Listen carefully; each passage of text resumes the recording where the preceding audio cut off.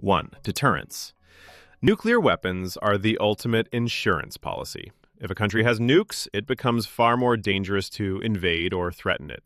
North Korea is the clearest example. After seeing what happened to Iraq and Libya, two regimes that gave up their nuclear ambitions and were later toppled, North Korea raced to build and test nuclear weapons. They don't want to win a war. They just want to make sure one never starts.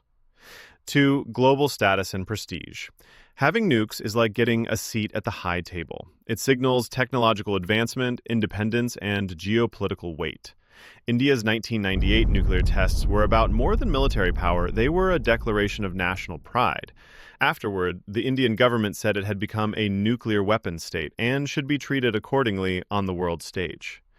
Nuclear weapons are a shortcut to international recognition, something many mid-level powers crave. 3. Matching rivals. One country's nuclear program often triggers another. Pakistan didn't plan to go nuclear at first, but once India tested its first bomb in 1974, Pakistan felt it had no choice. By 1998, both countries had fully demonstrated their nuclear capabilities.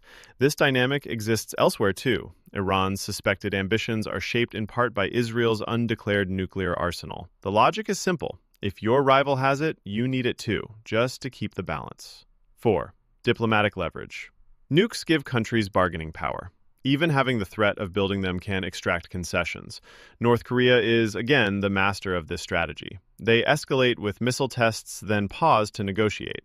During these pauses, they've gained food aid, fuel, and some sanctions relief. It's a pattern. Threaten, then negotiate, then gain, and repeat. 5. Regime security. For authoritarian regimes or isolated governments, nuclear weapons are a personal survival tool. Think of them as regime armor.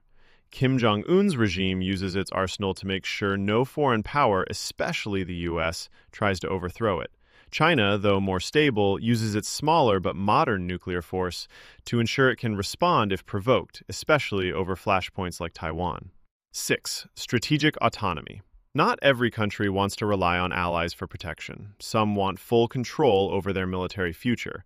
France developed its own nukes during the Cold War, even though it was part of NATO. Why? Because it didn't fully trust the U.S. to defend it in a nuclear standoff. 7. Preparing for future threats. Some countries aren't reacting to an immediate enemy. They're thinking long-term.